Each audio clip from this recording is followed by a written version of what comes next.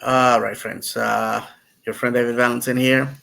My channel is usually about the soccer or football teams that I follow, with the eventful vacation trip or topic that catches my attention, and I post my opinion to the internet. Let's start with, if you're here, you already read the title of the video. It's This is a review and opinion and impressions of my latest visit to Puerto Rico. I Let's start with my introduction. I was born and raised in Bayamon, Puerto Rico. I lived there from birth till I graduated high school. 2 weeks after I graduated high school, I moved for good, joined the United States Navy. Made the decision to stay in the mainland United States after my enlistment was up. 12 years after I left, my parents and siblings joined me in the mainland. And as of right now, on my mother's side, all my family members have moved. My close knit group, if you will, my aunts and uncles and cousins, all those folks have moved to the mainland United States. On my father's side, I have two aunts in Bayamon, an uncle in Rio Grande, and two cousins in Rio Grande as well. So that's the extent of my family network in Puerto Rico. Oh, and I have a cousin in Bayamon as well. So little by little, my family has been migrating to the mainland United States. Right now, we're spread in about a handful of states, and Puerto Rico, little by little, is losing the appeal to for us to go to, since there's very little family to visit, very little reasons to go. The grandparents are already gone, unfortunately. So usually that's what pushes people there. My last visit, I'm recording this in July of 2023. My last visit to Puerto Rico was in July of 2017, right before Maria. So it was a little shocking to see, after 6 years of that hurricane, some of the damage and devastation and aftermath of the hurricane are still felt, still seen in Puerto Rico. And we're going to talk about that real quick. And it's again, it's what brings me to Puerto Rico. Well, 6 years had gone by. Our plans of going to Europe for vacation have fallen through for reasons that are not important to the discussion. And I said, let's go to Puerto Rico. My kids were like, Dad, we want to go to Puerto Rico. My kids are in high school now. Last time we went to Puerto Rico, they were, middle school age, and or elementary school age, I should say, 6 years. And They wanted to experience the island. In Orlando, we are in a Puerto Rican community, or we live in a Puerto Rican community that, doesn't give for the traditional homesickness that some people may have. We have Puerto Rican style bakeries, Puerto Rican style businesses, Latin American restaurants. We have food trucks. We have supermarkets. We have one of the biggest, if not the biggest, community of Puerto Ricans outside of Puerto Rico. And so basically, and I travel for business throughout the East Coast, Massachusetts, Connecticut, New York, New Jersey, Pennsylvania, Maryland, Virginia, and just to name a few of the states that I have visited recently. And all those, Delaware, all those have a Puerto Rican community in them. So it's not strange for me to fly to these places, get off the airplane, and see Puerto Ricans, either in the airport, either at the hotel where I'm checking in, or the customer I'm visiting, or in the community at large. So missing Puerto Rico, in the sense of like being detached from the Puerto Rican people and from the island, really is not my reality. Okay, it's not how it is. I did experience living in communities where Puerto Ricans were absent. I lived in Texas, in Hillsborough, Texas, for example. I lived in Tulsa, Oklahoma. I was stationed in Norfolk, Virginia, where Puerto Ricans were absent, and not experiencing the Puerto Rican foods, not experiencing uh, products, not being in contact with popular culture in Puerto Rico, not being in contact with people there, was a reality. The last touch of home, if you will, was when I was jumping on that airplane and flying away. And obviously today, with the internet and everything, you could be in the most remote place on earth and still be in contact with what's going on in Puerto Rico, and be part of your family's life, if you will. So that's the beauty of technology today. So we wanted to go to Puerto Rico, so we did. I originally, to save money, we felt let's do the Airbnb thing. Let's try that out. Let's save some money, and that way we can cook our own meals and we don't have to be depending on going to restaurants all the time.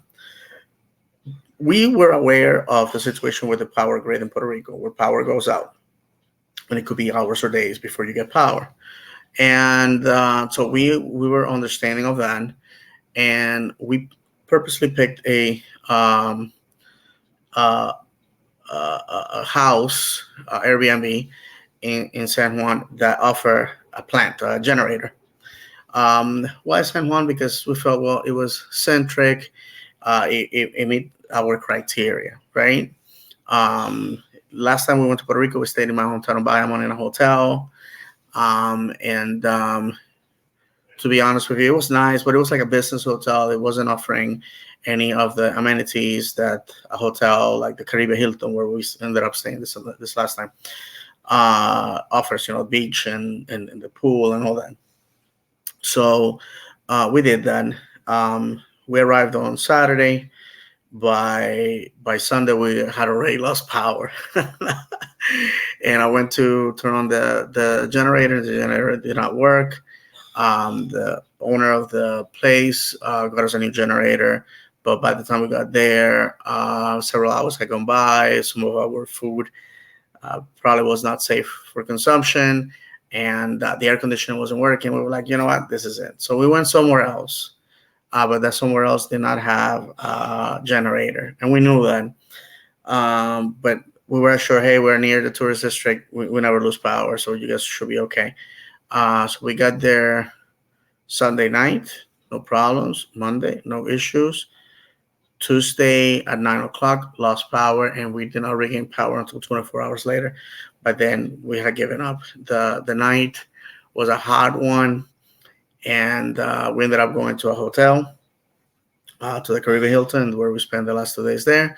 So we got to experience what Puerto Ricans experience every day, and we got to see the fact that sometimes when that happens, there's intersections with no power. There's issues, and it seems like the Puerto Rican people are just have been defeated by this. They just have accepted as a way of life. In fact, you travel throughout the island, see billboards about solar power, generators. Generators are sold pretty much anywhere, Costco, Walmart, and it's just a way of life. I'm going to stop there and say that when I lived in Puerto Rico, it was a total different place. And one of the things I had to say to friends and family on social media was that if you haven't been to Puerto Rico, there's two Puerto Ricos. The one that lives in your memories, in your head, and the one that is the reality of Puerto Ricans. I left 29 years ago, so this month. So it was very hard for me to go to a Puerto Rico where the infrastructure has fallen in complete disrepair. Is a Puerto Rico where the roads, sometimes you drive through them, they're in completely bad shape. The simple things like painting the lines on the road to differentiate between one lane versus the other is non-existent. There's a lot of places where you can still see damage from the hurricane. There's a lot of buildings with damage that are crumbling down. Nothing is being done about it. Um, My hometown of Bayamon looks very in very good shape, but San Juan, the capital city, the introduction to Puerto Rico for many does not look good. And you can see what a lot of Puerto Ricans have said before, that municipalities are what they are thanks to the management of the mayors. The former mayor of San Juan, the darling of the liberal media, because she hated Trump and she would show up in the aftermath of Hurricane Maria on national media, cursing the president, was a bad administrator. That's right. The one that everybody said, oh, the mayor of Puerto Rico. Well, there's 78 municipalities. She's not the mayor of nothing. She's the mayor of one city that she mismanaged. San Juan looks horrific. I've been to Port-au-Prince, Haiti, and I can assure you, my friends, without any bias, that some parts of San Juan look just like Port-au-Prince, Haiti. Some people who live under the American flag are American citizens, live in conditions that look like a third world country. And I say that with a lot of sadness and embarrassment. But, anyways, so in a way, we got to see a little bit of what the Puerto Rican people are suffering every day by losing power. The other thing is the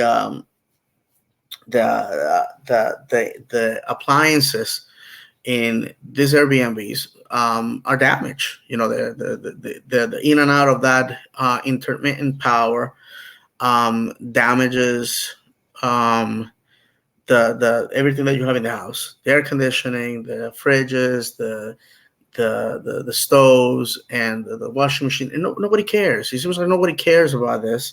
Nobody's intervening in this situation. You live in a place of uncertainty because you don't know how could you live like that. It definitely destroys your psyche. The other thing that I saw was the heavy amount of schools, public schools, that are abandoned, they are, or that have been closed and abandoned. When I say abandoned, meaning the place is closed, and obviously the friends of what doesn't belong to them have gone in there to steal, obviously, the aluminum windows, the copper, and all that type of stuff.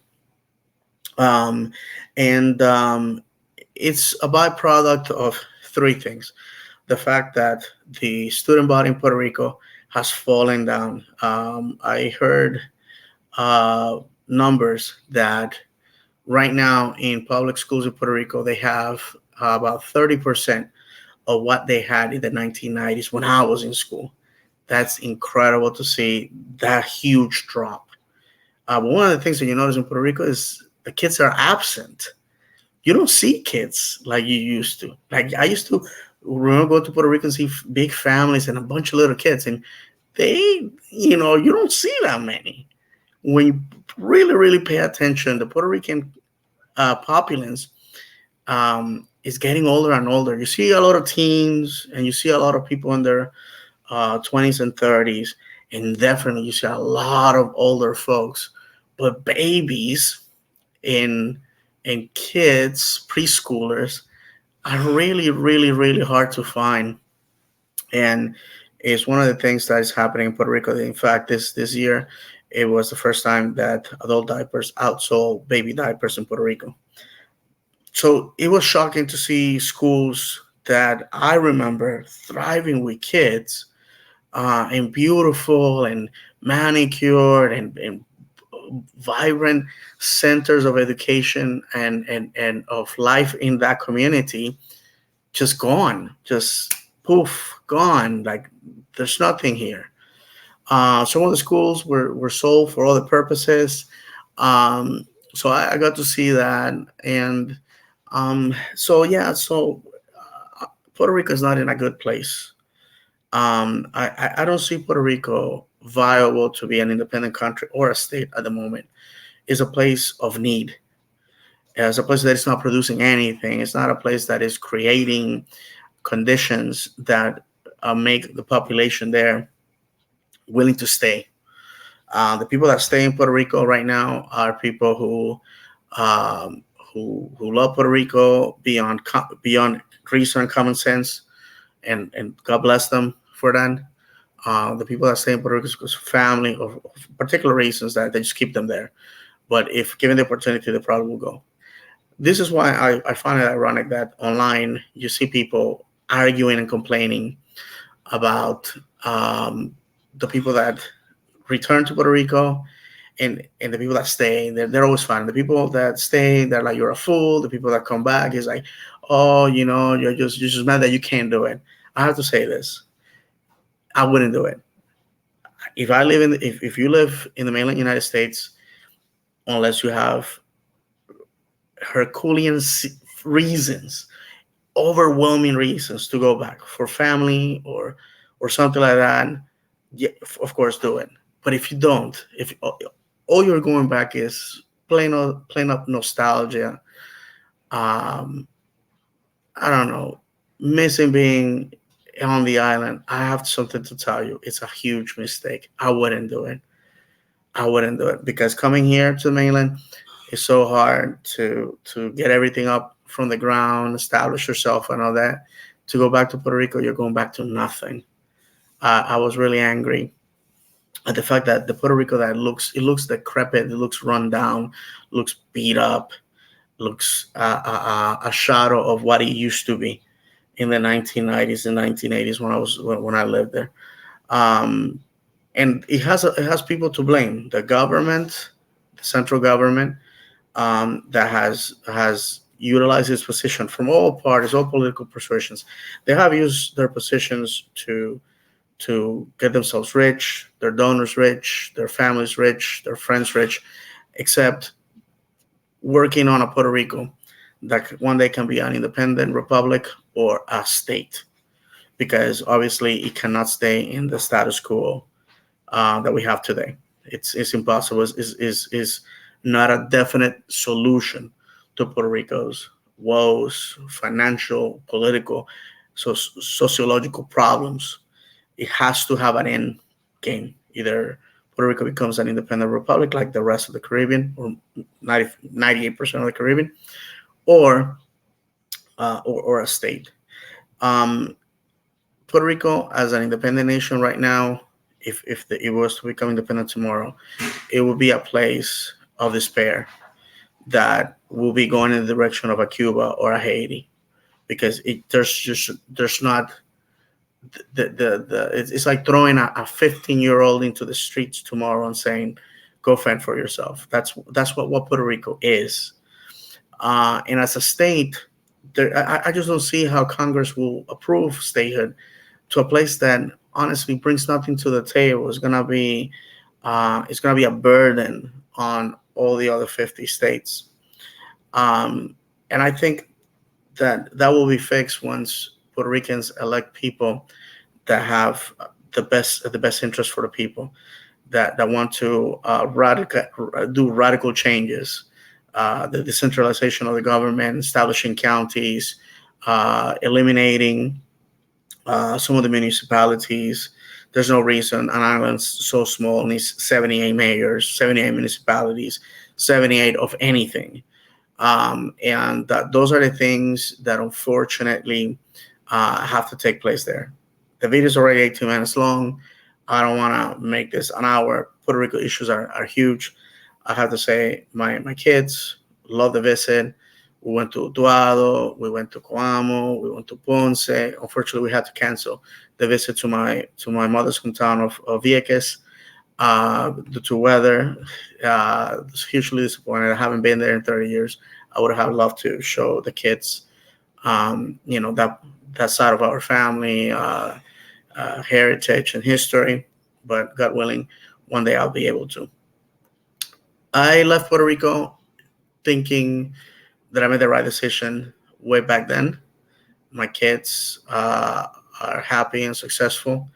They are going to achieve great things. My sons will never know the pain of leaving their parents behind, moving away from their hometown because there's no other choice, leaving their home state because honestly, there's no future. My kids are never going to have to drink their tears, and wipe the sweat of their brow, like I have, um, bandage their own wounds. They will never have to do that. I think they got to know a little part of me because I suffered the whole time that I was there. I cried when I left my hometown for the last time. I was overwhelmed with emotion when we left Puerto Rico because I love Puerto Rico. I love being Puerto Rican. Side note: as Puerto Rican Jews, we had interactions and contact with the Puerto Rican Jewish community, which was very nice to see that a little part of ourselves is there in Puerto Rico. We are members of Sephardic congregation here in Orlando that is overwhelmingly Hispanic, Puerto Rican heavy as well. So we got to do that. I got to see one of my childhood friends. We got to see my family that is in Bayamon. My kids got to see that part of their life history. My paternal grandmother's family had been on the same land since 1789. We're still there. My aunt lives in the property still, so they got to see that part of them. They got to see the house where their grandfather was born in. Also, small family history. In 1894, when my grandfather was two, he contracted malaria, and his father walked from Utuado to San Juan for 2 days, seeking help in the hospital in an event that saved his life and obviously saved the generations to come. So, this is something that I have that is so important in our family. During both of my kids' bar mitzvahs, I mentioned that on the speech that the parents usually do, talking about their kids. And I always said, we are here today because one father had so much love for his son that he decided to do the impossible to make sure that he survived. And when he walked um, those steps from Utuado to San Juan, he did so carrying not only his son, but his grandchildren, great grandchildren, great great grandchildren, and so forth. Because um, the reason why I know that my great grandfather loved me is because my grandfather loved me. I experienced his love, and my father definitely loved me, and I experienced his love, and that's the love that I have given to my children. God willing, they will pass to my grandchildren. So, so that's it. That's all I wanted to communicate. I don't care if 5 people see this or 500, but I think it's important that Puerto Ricans go online and express themselves about what they feel about Puerto Rico. I think a lot of people that are not Puerto Rican already do a good job at describing who we are, what we're feeling, and it's critical that we put our own voices to the story. I did this video in English because I felt that I will have a wider option audience. I'm sorry. That if I did it in Spanish, I'm fluent in Spanish, so that wouldn't be an issue. But I think it's critical that non-Puerto Ricans and other people also hear from us that what's happening in Puerto Rico, politically, financially, economically, sociologically, all that, all the E's, right? They're not our own doing. They are not what we want. It's not our wish to be in this condition. And one of the things to close the video that I did notice is places that we visited, like the Caguana Taino ceremonial grounds, which I suggest anybody should go. Beautiful countryside. This Utuado is where my paternal grandfather was born. And when you live in Florida and flatland, going up the mountains was is such a beautiful thing that my kids wanted to experience. They got to do that. It doesn't matter where we went. Everywhere we went, from the airport to all the tourist sites, even to Costco or Walmart, we ran into people from the diaspora. It's overwhelming to see how many people spoke English with their kids among themselves, that you can tell they're Puerto Rican. How many Puerto Ricans who are married to non-Puerto Ricans were bringing their spouses with them, so they could experience Puerto Rico, aside from the tourist areas. And this is critical, in my opinion, because we're starting to see that the diaspora, which is bigger than the population of Puerto Rico. Right now, there's 5.6 million Puerto Ricans on the mainland versus 3.2 on the island. We're starting to see that there's more Puerto Ricans outside of Puerto Rico than is in Puerto Rico, and that we're starting to influence.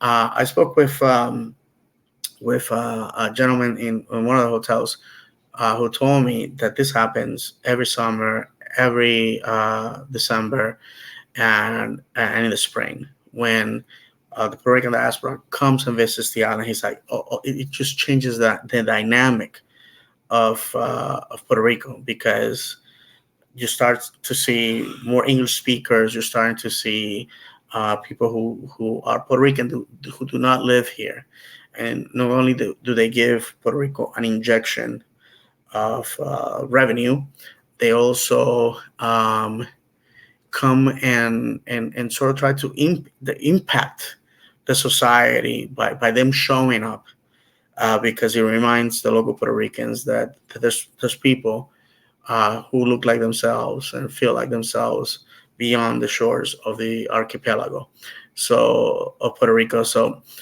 with that said, if you haven't been to Puerto Rico, please go visit. It's important that we go and see by ourselves what's happening.